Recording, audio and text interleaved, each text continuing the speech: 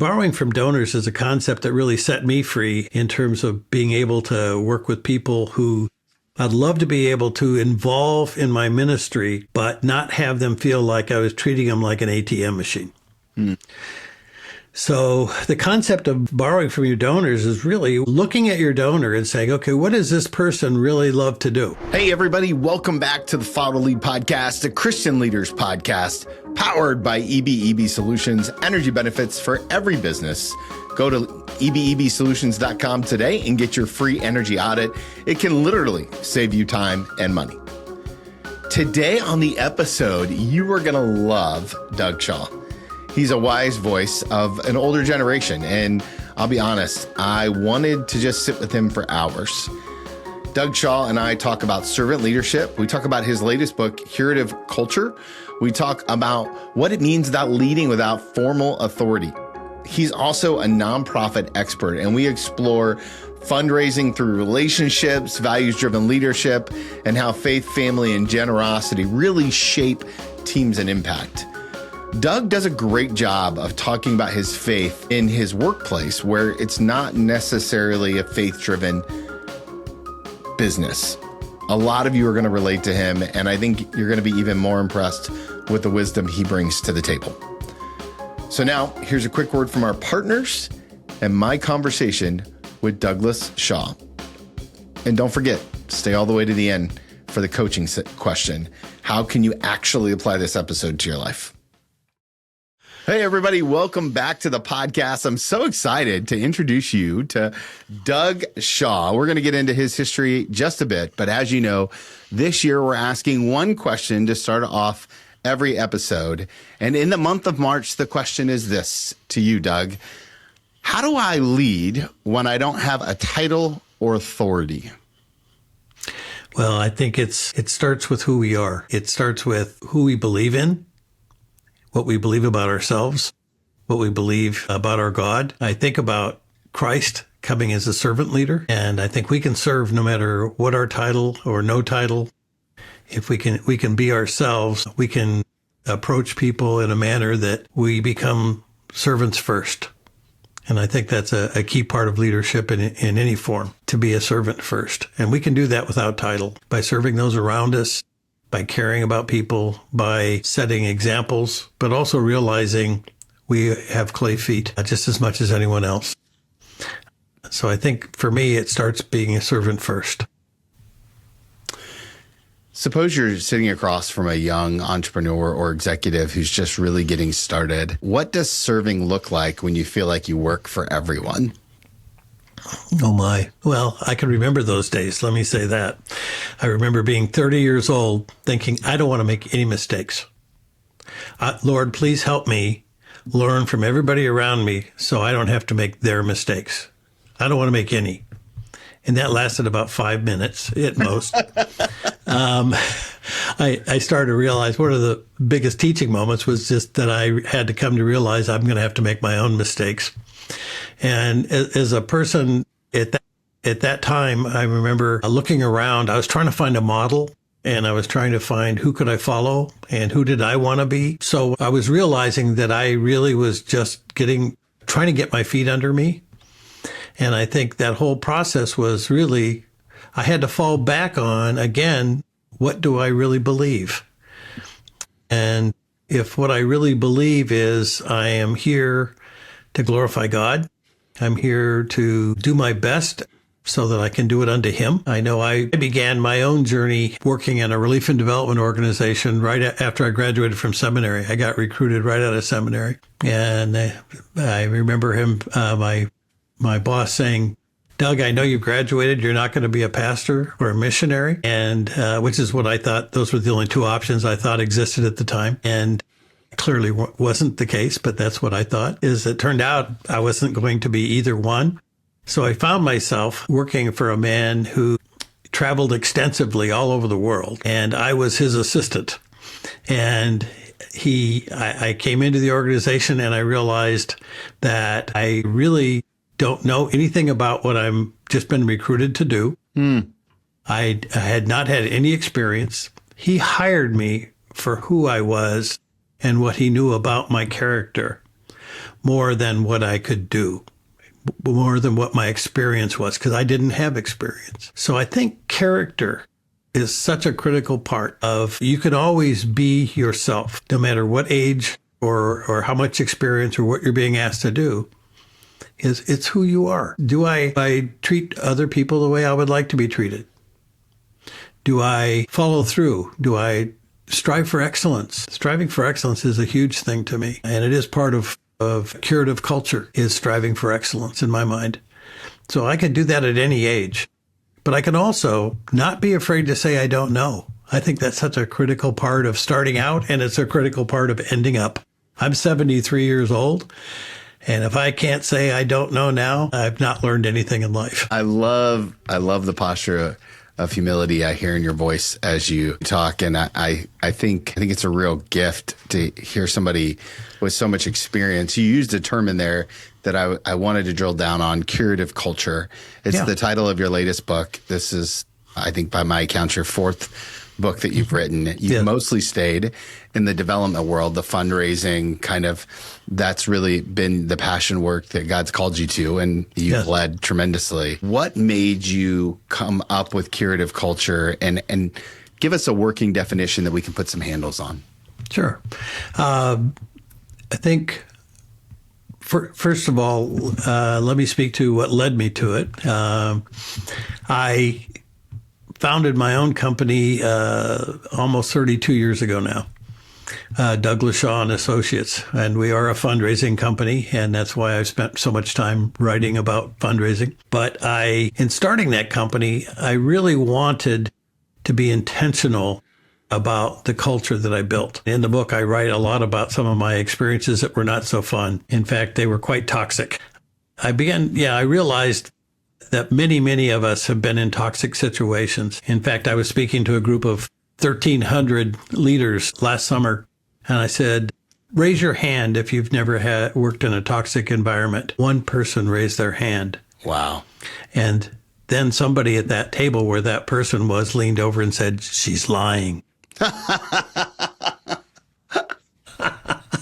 We've almost all been there, if not all of us. Sure. So, and sometimes we don't even know we're in it. For me, what led me to want to explore and write about culture was because I spent a lot of time being intentional about the culture I wanted to build in my own company after having worked in so many other situations that were pretty toxic in nature. So that's why I wanted to explore and put to word an idea, the experiences, not only the negatives, but what do you do about it? What do you do once you decide, hey, this isn't what I want to be in. It's not what I want to create. So what would it look like?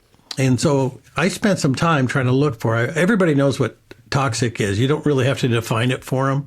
We've probably all got our own little spin on it. But when you say the word, man, that's a toxic place, you don't want to work over there, people generally know what you're talking about. So what I started doing was asking myself the question, is there a one-word antonym for toxic?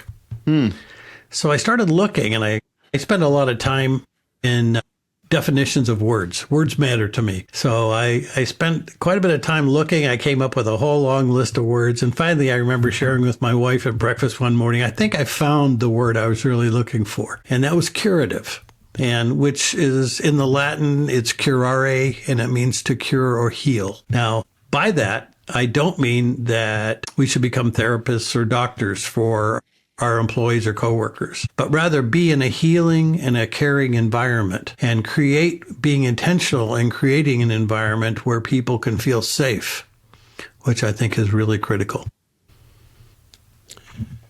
As you say that, I can hear the heads of all the leaders that are listening nodding when they're on their treadmills or ellipticals or driving in their car. And yet, I think it's good to want it. It's hard to implement it. Oh, yeah.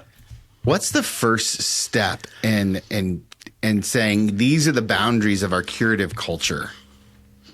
Well, I think one of the things that really has helped contribute significantly to my thinking about leadership and my own actions and the company that I built and am still building is my values. And I think we talk a lot about mission, vision, and values. And in this book, Curative Culture, It's really a book about values. For me, it really starts with what do I really believe in terms of what do I believe about myself? What do I believe about my relationship to God? What do I believe about my relationship to other people? And so several years ago, I got together with my leadership team in my company. It was fairly early on in the beginning of Douglas Shaw and Associates, my fundraising firm. And we got together for a couple of days off site.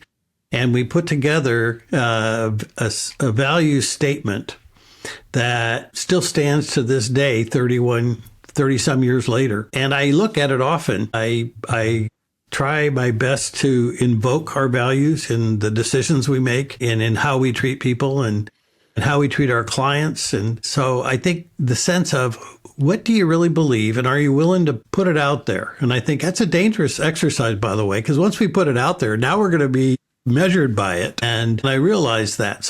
But in that process, we came up with several things that were really critical to us. It had to be, first of all, founded on something. And for me, it was based on the teachings of Jesus Christ. And now I serve clients in my business that are faith-based. The vast majority are Christian organizations, nonprofits that we raise money for. But I also serve some nonprofits that are not faith-based. But I decided I still wanted to put out there that our values were based on the teachings of Christ. I just thought, that's who I am. That's what I believe. Now, that doesn't mean I'm always putting it in people's face all the time. What I am saying is that's who we are. When people look at our value statement online, that's what they're going to see.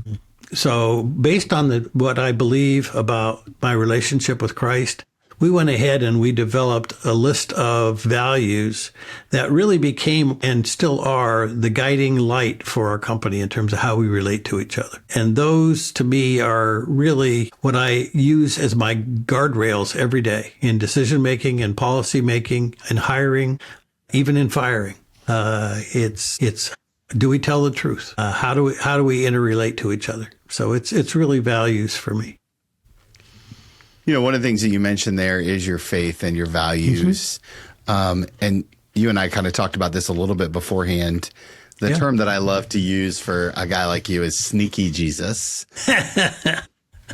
Because you're not beating anybody over the head with it. You're not going, you're not hiding it, but you're living in that beautiful tension. And you happen to be in Washington, the state of, which is, for some people they would articulate as being somewhat hostile towards outward Christianity. So and I don't know if that's true or not. I don't live there, but it's the impression sometimes I get. How do you live that sneaky Jesus lifestyle and still stay in good graces with the people that maybe don't agree with you or don't see it the same way? Because I'm sure that there are people in your organization who not profess Jesus as their Lord or Savior, or maybe they do, but they don't even know what that means. And, it's complicated. Yeah. How do you live into that tension? Well, it's I don't know that I would use the word tension even, Tony. For me, it comes back to being myself. I think Washington State, a lot of people don't really know. I mean, they look at it as a blue state, and therefore blue equals non-faith. And I would not agree with that definition, for one. For those that use that definition, I realize that's a generalization. I'm very much a person of faith. I came to faith here in Washington State. I grew up here. I have a lot of experience with brothers and sisters in Christ all over this state. I will say that there are some very vocal, non-believing components to people in this state. You tend to, every place has its own culture. And yes, this is what I would consider a more liberal or progressive culture, whatever word you like to use. But quite frankly, I think I function pretty well in that environment. I do it by, one of the things I like to do is just acknowledge to people, in my tradition, which is a Christian faith tradition, here's what I believe. And that acknowledges that people have their own faith traditions. Whether they like to acknowledge it or not, they have a faith tradition. They either have a no faith tradition, or they have a faith tradition that is defined by themselves, for themselves, not necessarily biblically based. But in my tradition, it's based on the Holy Scriptures. And so when I acknowledge to people and use the phrase faith tradition, I think it really just all of a sudden it says, oh, okay, so that's your belief system. And in some ways, it very much legitimizes that it's okay to have my position. And so I don't find a tension in having a Christian faith in a more liberal environment. But I do believe that in my company, you even mentioned earlier, I don't hire strictly people of faith in my company. I do it for key positions in terms of interrelating with the organizations and ministries that we serve, that we raise money for. Sure. We work for some great historic Christian organizations, and the people in those roles are very much people of faith. But I also believe, in part, for me and my own belief system, is that I don't know how we share our faith if we're not ever in contact with people that aren't of faith. So for me, it's like, okay, well, if I'm going to say I want to be someone who shares my faith, I need to be around people that would like to find faith. And I've had people come to faith in my company. And I didn't even know about it. I mean, I'm serious. I had somebody say to me on my leadership team, they became a Christian here. I said, "You really?" They said, "Yeah." They said, a couple of years ago, this person was involved in reading some of our fundraising letters and said, "Is this stuff really true?" They go, "Well, of course it's true, or we wouldn't say it." They go, "Really? You mean people are really turning to faith in Christ because they read the Bible?" And that sounds pretty fundamental to you and me. But for someone who doesn't come from a faith tradition, they may come from a perspective of, it sounds nice, but is it really true? Well, as they saw it lived out amongst their coworkers, they started to believe, you know what, I think there's something here I can hang on to. And I know today there's an awful lot of people, we talk Gen Zers, Gen X, millennials. A lot of folks get pretty rough raps right now for being young. And quite frankly, I think there's a lot of people looking, a lot of people wanting meaning in their life, especially as they find that perhaps the American dream is being defined differently for them today than it was for their parents or grandparents. And so it seems like there is I heard one of your interviews with a pastor recently that was talking about rapid growth in Fort Wayne, Indiana. And it was just the growth of the church, second fastest growing church in the country, I guess it was. And I have to say, I'm not surprised that people are reaching out for Christ. Yeah. I'm not surprised at all. We need something to hang on to in our world. And so for me, to be able to hire people that are not people of faith is it follows my values, because I have one of my values is diversity. And I don't mean that by a definition that we are hearing a lot today. For me, diversity is what God did in making our world. He made us different colors. He made the whole world is full of diversity. Creation is huge for me. When I like to look at creation and say, okay, this is God, the reflection of God's creativity and paintbrush. And boy, I'll tell you, he made it so beautiful and so different. And so I like to think in terms of, I'd love to have my company made up of people that look different and feel different and have different traditions, but yet still believe that my company is going to be a company that is based on my Christian principles. On the other hand, when I relate to them, I'm not going to ask them to open every meeting in prayer. I'm not going to, in fact is when I'm talking to my staff, sometimes I'll say, if you're a person of faith and would like to pray, we are going to meet at 10 o'clock and if you'd like to join us. That's the kind of way I communicate with some of the folks in my business. But we're not hiding our faith. But we are letting them know we are people of faith. And then when some of them come and they sit and they listen, they may sit for a long time and for many years participate or witness something that's going on, and then eventually decide it's something I can hang on to and embrace. So I guess you call it sneaky Jesus. I don't. Well, here's the thing that I love about your witness is that it's not sneaky Jesus. It's just Jesus. It is living out in you, right? And, some people use a megaphone, some people whisper. I think that you've probably found the sweet spot right there in the middle, which is just a gentle tone. It's very rare that I've done a lot of podcasts. And so when I listen to you talk, what I immediately think of is I would like to sit by a fireplace with you and just glean your wisdom for hours and hours. And so very kind. Well, well, this is a different podcast for a different day, but I sure. think we're not doing a very good job of hearing generations before us. Yeah. And generations after us, shout to be heard, but generations before us oftentimes don't need to shout because they're past shouting in their life. Yeah. And I sense that with you, that I really admire and just desire in my own life, right? It's a little less shouting. So, well, I think there's a lot of noise, isn't there? Yeah, there is. You had mentioned the word values, and I would be remiss if I did not talk about the love that you have for your family. So I love to read dedication pages. You have a whole acknowledgement session, and there's a couple of things I'm gonna point out to the listener. Sure. When you pick up your copy of Toxic Culture, Curative Culture, Stepping Away from a Toxic Workplace, make sure you take time to read the acknowledgments. Here's why. I'm going to kind of cut out a couple of parts. First, it says, special thanks to my daughter, Laura Chisholm, for her patience and diligence in editing the copy for this book. So I want to talk about that in just a second. And then also, you go on to talk about your siblings and the American dream, and I love it. And then you end with this. And to my dearest Catherine, who always has my heart and my back, thank you for choosing me. Your constant love and devotion are amazing gifts that bring insight and delight wrapped in the intelligent curiosity and tenderness you offer every day, even in the creation of this book. Thank you for so generously sharing your life and your family with me. I choose you. That's so good. Tell me about Catherine.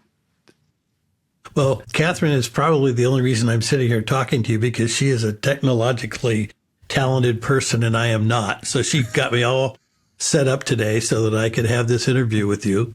And then she made her way off to her next appointment. Catherine is my wife of about 11 years, I'm sorry. And we met each other in Illinois, where she is a native of the Chicago area, the western suburbs. And that's where I founded my company 30 some years ago. But I met Catherine, and I was immediately attracted to Catherine because, well, many reasons, I guess. I was obviously attracted to her, but she has just absolute total commitment to her family. And the very first night I met her, we sat and talked for hours, and I said, I just can't believe that I've met someone who absolutely adores their family. Her mother, her father, her siblings, her nieces and nephews, and you could just tell it was just part of who she is, and it was her identity. She was part of something, a family unit, and it was very attractive to me, very attractive, because for me, it said so much about her, the fact that, one, she had respect for her elders, her mother and father, who were both still living at that time, and she just respected them. She didn't always agree with them, but she respected them and their wishes. And her siblings, she introduced me to one of her sisters and says, she's the best of all of us. And so Catherine is a person to me who she helps me to feel better about myself every day. She helps me just to feel a sense of love, devotion, respect. She helps me to have a perspective on myself that I never have had in my life. And for me, she's been such a gift to me. And now I'm older than Catherine, but she is what I would call an old soul. She's a person who's always wanted to be around people older than her. And I have always appreciated the fact that any references I make, I don't have to explain. It's not like it's a huge generational gap. I didn't rob the cradle. On the other hand, we have some age difference. And but it's been really fun to just have a relationship with Catherine that just lightens my life. We are boaters, and we live in a boating area of the world. I love that. And Catherine is the captain of the boat. I'm the first mate. She grew up boating on Lake Michigan with her family. Sure. And I was so poor, as my dad said, we couldn't pay attention. So we didn't have a boat, and we never got out on the water much out here in Washington State. But once Catherine agreed to move out here with me, which didn't take a lot of convincing, she loved the beauty of the area. And then we got our first boat. It was all over. I mean, we spent a lot of time out on the water, and she introduced me to boating, which is amazing. Many things she's introduced me to. I can talk about Catherine for hours. Of course. The way that you wrote about her, that's the kind of, I think a lot of leaders want that kind of legendary love. So I wanted to touch on it for just a minute. Oh, thank you. But I would also be remiss if I didn't visit the other part that really caught my attention. What was it like editing? Editing a book is a labor of love, and it can be tenuous at times. And like, I remember editing one of my books and I was like, oh, we're going to fight to the death over this. Talk to me about editing the book with your daughter. It was actually just a real joy. My daughter, Laura, she was a 911 dispatcher for many, many years. She dispatched police and fire, delivered babies, helped catch snipers, bank robbers, just incredible high tension stories of she was a first responder, basically. If it snowed, they would come pick her up in a military vehicle and make sure she got to work, that kind of thing. She had to be there. And it got to a place after about 12 years for her that she really needed to have a respite. A lot of people who serve in that capacity really need their own healing. And because it is a high tension occupation. And so she came to me and said, if you have an opening again for someone in the proofreading and editing part of the business, I would really like to apply. And so Laura, about 2 years ago, came back to work for the company.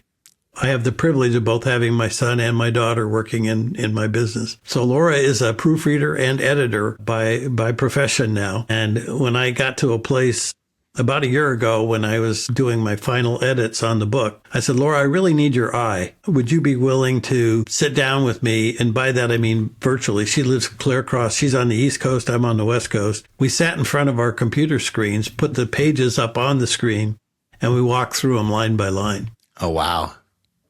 And I loved all the time with her. Yeah, I bet. It was just fun. We sat there and she said, my daughter, I'm a proud father. She's a Mensa member. She's just really got an incredible facility with words. And we would just sit there and we'd say, now, she said, do you really want to say it that way? Or I'm unclear as to why you chose this word. Can you tell me? And so we'd sit and have a conversation.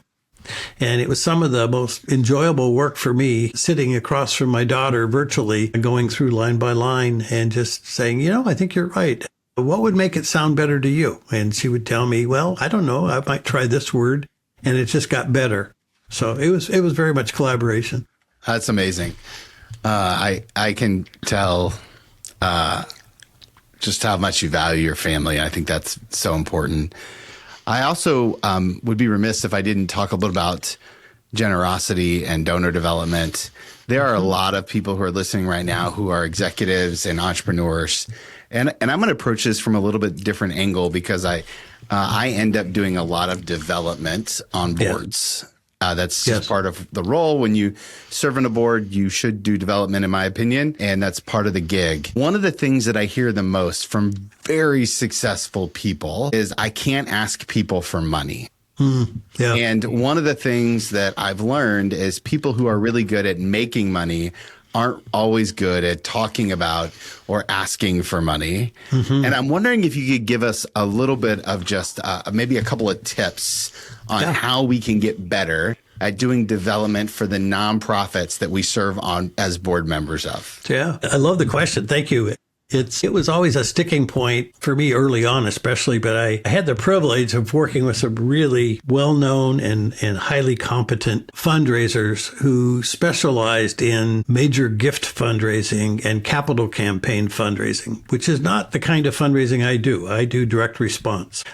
But I was able to sit and really at their feet and learn from them. And they came up with a concept that I really came to love. And most people have not heard it. It's called borrowing from your donors. And it's a great phrase because, and especially if you're a board member or even a CEO and you're uncomfortable asking for money, borrowing from donors is a concept that really set me free in terms of being able to work with people who I'd love to be able to involve in my ministry, but not have them feel like I was treating them like an ATM machine.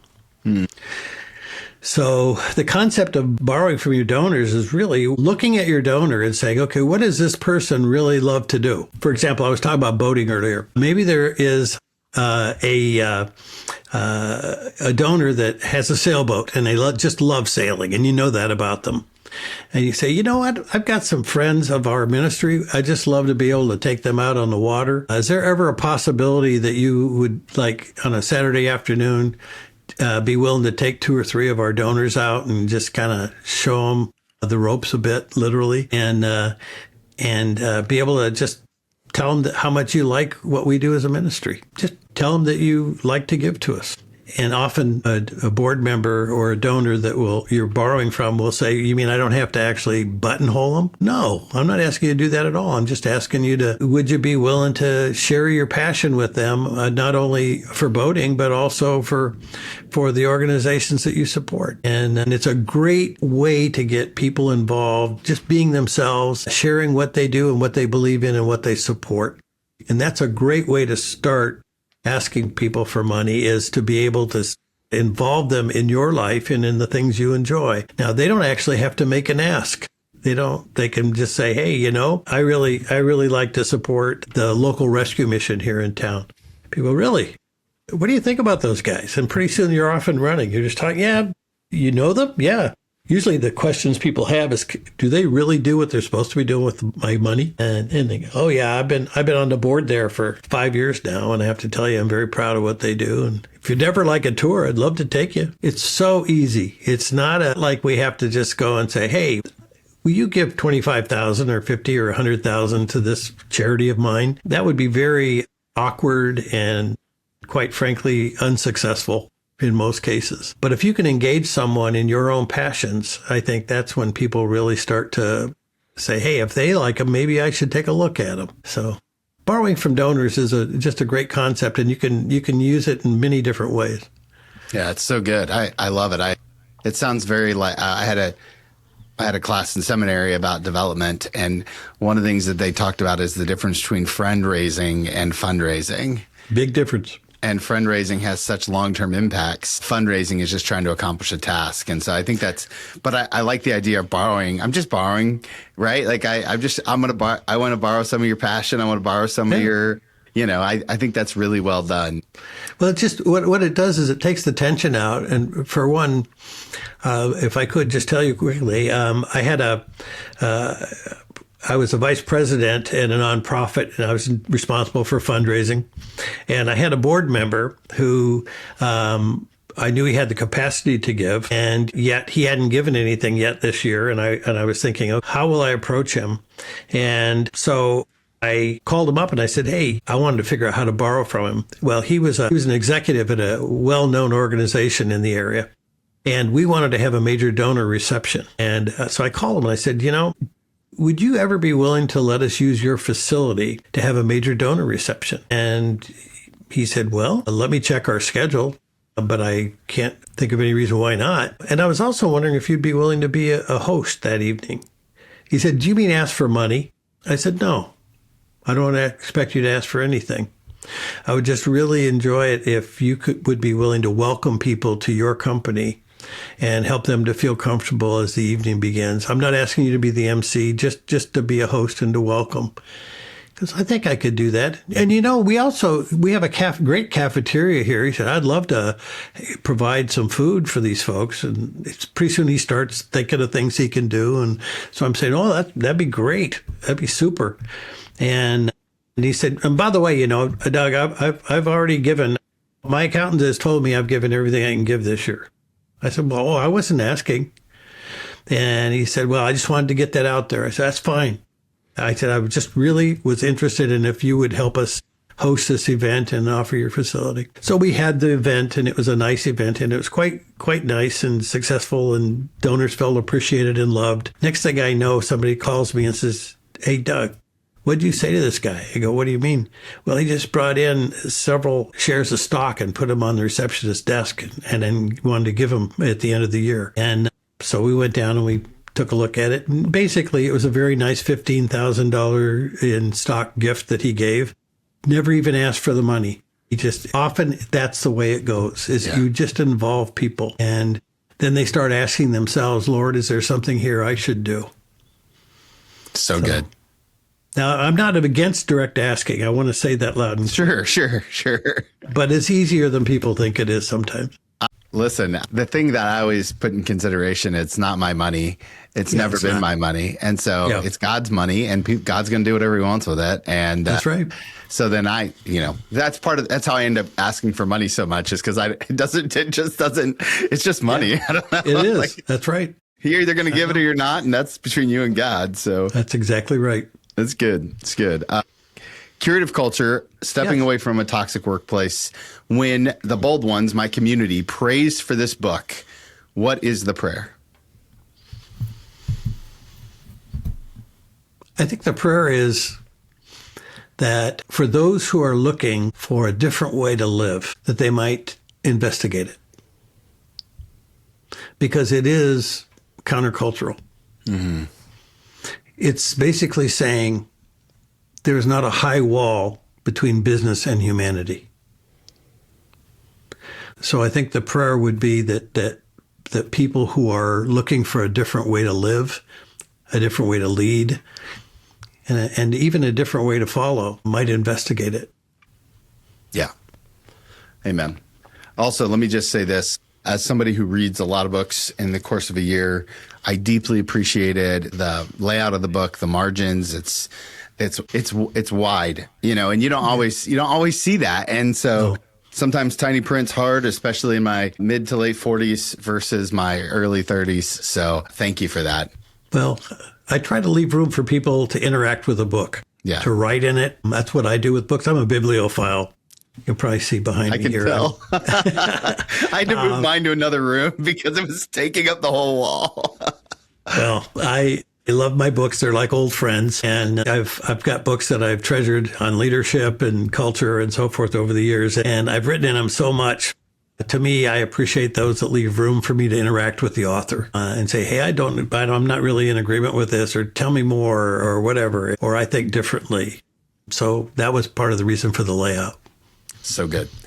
Okay, I have one more question for you, but before I ask it, I know that the bold ones are going to want to find you all over the internet. Where is the best place to pick up their copy of the book and to learn all things about Doug Shaw? Well, thank you for asking. I think the best place is DougShawPerspective.com. That's where they can learn about me. They can also see the books that I've written, and there's links there that'll take them to Amazon or Barnes and Noble, that kind of place, to if they decide they want to do something and buy it. To me, I think that making it available and having it there and letting people see part of who I am as well as what I've written is important. Yeah, so good. Okay, Doug, the last question I'm asking people this year is about leadership influence. And I'm curious to hear, who is the greatest leader that you've ever met and what made them so great? Well, there are two, but one stands out differently than the other. The first would be I had the privilege of working with Ronald Reagan. Oh, wow. Shortly after he left office, he endorsed one of my clients in their fundraising efforts, and it was quite an experience. I will say I have great respect for him as a leader. Not everyone's policies are perfect, and I didn't agree with everything he did. But on the other hand, I just really appreciated who he was. Probably on a more day-to-day practical level for me was a gentleman named Max Dupree. He's written several books. I feel like I know the name. You may very well. Max Dupree wrote books like Leadership is an Art, Leadership Jazz. He was the CEO of the Herman Miller Corporation in Zeeland, Michigan for much of his life. He grew up in that family. His father founded the company, and it was named Herman Miller for his father's father-in-law. It was an incredible, very high-end furniture company, particularly for office furniture. Really high value on beauty and on creativity. But Max, I had the pleasure of going to Fuller Seminary, and Max was the chairman of the board there for 30 years. And I was able to sit under Max and the then president, David Allen Hubbard, in their teaching roles. And so I was able to sit and listen to them speak. And they're the ones who introduced me to the concept of legitimate power. Which was a very important concept in leadership development for me. Is Max still around? No, he passed away in the, I believe, mid to late 90s, but thankfully he left his writings and I have to say, he was very much a very thoughtful leader, and I really respect that. Well, I can tell you have followed in his footsteps. So, Doug, very kind of you. Thank you so much for being so generous with your time today. Thank you for what you do for nonprofits and for cultures, because I think all of them need a little bit of help. So thank you. Thank you, Tony. It's been a pleasure. Right. What a great conversation with Doug. I absolutely love his heart. I love the way that he intersects his faith and his family and all of it together in kind of this profound way. Honestly, if I could just sit with that man by a fireplace for days, I'd probably do it. Loved it. I'd love to hear what you think about the episode. Email me, tony@twmilt.com. And don't forget to wrestle with our closing coaching question. This week's question: where in your leadership are you waiting for authority instead of choosing to serve? And what would change if you led from service starting today? Where in your leadership are you waiting for authority instead of choosing to serve? And what would change if you led from service starting today? That's a tough one. I'd love to hear your thoughts. Tony@twmilt.com. As always, I'm forever thankful for you, the bold ones. You're the ones that make all of this worthwhile and possible. If there's anything I can do for you, don't hesitate to let me know. I'm easy to find @twmilt on Instagram, tony@twmilt.com via email. And remember, guys, if you want to follow Jesus, you must be willing to move.